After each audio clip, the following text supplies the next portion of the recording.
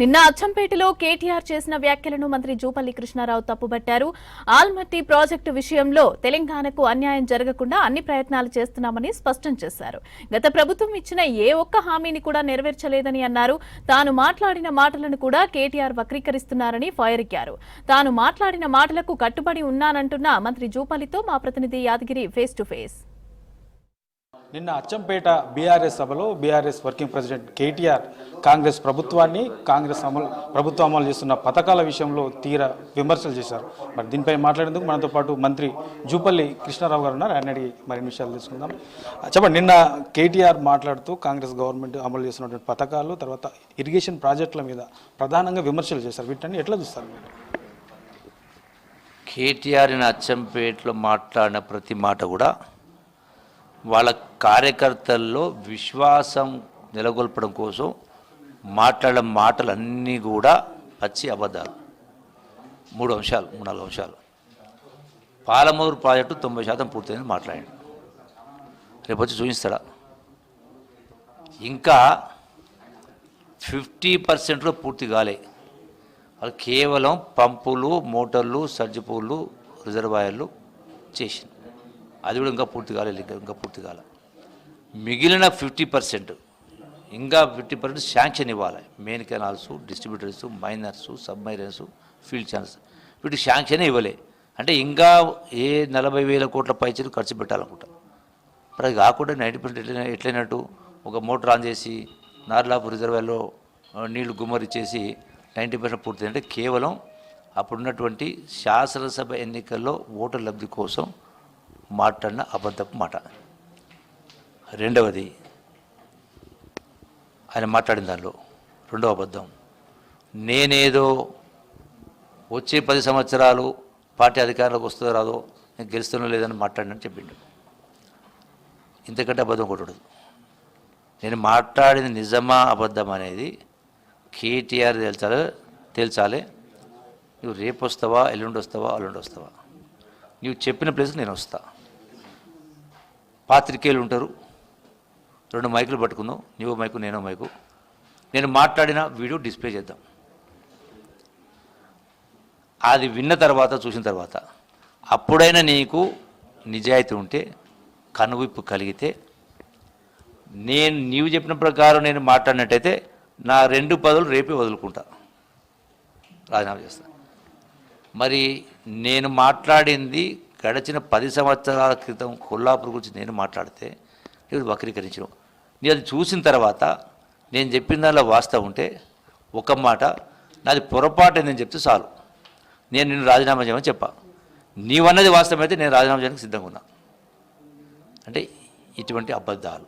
అంటే ప్రధానంగా ఆల్మట్టి ప్రాజెక్టు విషయానికి వస్తే, సో తెలంగాణకు తీవ్ర అన్యాయం జరిగే అవకాశం ఉంది, అయినా సరే తెలంగాణ ప్రభుత్వం దాన్ని పట్టించుకోవట్లేదు అని చెప్పేసి నిన్న తీవ్ర విమర్శలు చేశారు. దీన్ని ఎట్లా చూస్తారు మీరు? ఆల్మట్టి అంటే కృష్ణా జలాలు. కృష్ణా జలాలపైన కానీ గోదావరి జలాలపైన కానీ కేటీఆర్కైనా బీఆర్ఎస్ పార్టీకి ఎవరికి మాట్లాడే నైతిక అర్హత లేదు. ఎందుకంటే గడిచిన 10 సంవత్సరాలు అధికారం ఉండి కూడా మనకున్న హక్కును ఆంధ్రాకు దారాదత్తం చేసిండ్రు. 10 సంవత్సరాలు సంతకాలు పెట్టిండ్రు, అగ్రిమెంట్ చేసిండ్రు. మేము 299 టీమ్స్లు వాడుకుంటాం, మీరు 513 వాడుకోండి. ఇదే హరీష్ రావు, కేసీఆర్ సంతకాలు చేసిండ్రా, చేయలేదా? డాక్యుమెంట్స్ అసెంబ్లీ సాక్షిగా చూపించడం జరిగింది. అంటే లేని హక్కును వాళ్ళు కల్పించే ప్రయత్నం చేసిండ్రు 10 సంవత్సరాల పాటు. రాష్ట్ర విభజన చట్టంలో ఎక్కడ కూడా ఆ నిబంధన లేదు. 811 టీఎంసీలు నీటి పరివాహక ప్రాంతం లెక్కను బట్టి ఇవ్వాలి. అంటే మనకు 69% వస్తుంది, వాళ్లకు 31% వస్తుంది. అది మర్చిపోయి మీరు మీ రాజకీయ కోసం రాయలసీమ రతనాలసీమ చేస్తారని చెప్పని మీరు ఆంధ్రాకు దారాదత్తం చేసినారు. మీకు మాట్లాడే హక్కు లేదు. ఆల్మట్టికి సంబంధించి రాజకీయ పరంగా రాష్ట్ర ముఖ్యమంత్రి గారు, ఇరిగేషన్ శాఖ మంత్రులు కర్ణాటక ప్రభుత్వం పైన ఒత్తిడి తెచ్చే కార్యక్రమం చేస్తాం. రెండోది, ఎవరేం మాట్లాడినా, ఏ క్యాబినెట్లో పాస్ చేసినా చట్టపరంగా కోర్టులు, ట్రిబ్యునల్స్ పైన మా యొక్క తెలంగాణ యొక్క వాదన బలంగా వినిపిస్తూ ఉన్నాం. మా సంబంధిత మంత్రి ఉత్తమ్ కుమార్ రెడ్డి గారు ఇప్పటిదాకా భారతదేశ చరిత్రలో ఏ మంత్రి కూడా స్వయంగా పోయి వాదనలు వినిపించాలి, అడ్వకేట్ ద్వారా వినిపిస్తారు. కానీ స్వయంగా ఆయనే పోయి వాదించడం జరిగింది. అంటే మన హక్కును మనం కాపాడుకోవాలని 100% కృష్ణానది జలాల్లో మన గోదావరి జలాల్లో కూడా 100% మన హక్కును మనం కాపాడుకుంటాం, ఎక్కడి దాకైనా పోరాటం చేస్తాం. అంటే ఆల్మట్టితో పాటు పాలమూరి రంగారెడ్డికి సంబంధించి 90% బీఆర్ఎస్ హయాంలోనే పనులన్నీ పూర్తయ్యాయి. తర్వాత అచ్చంపేట ప్రాజెక్టుకు సంబంధించి కూడా కేసీఆర్ హయాంలోనే నిధులు విడుదల చేశాం. అయినా సరే ఇప్పుడున్నటువంటి కాంగ్రెస్ ప్రభుత్వం ఈ రెండింటి విషయంలో కూడా చాలా నిర్లక్ష్యంగా వ్యవహరిస్తుందని చెప్పేసి కేటీఆర్ అంటున్నారు.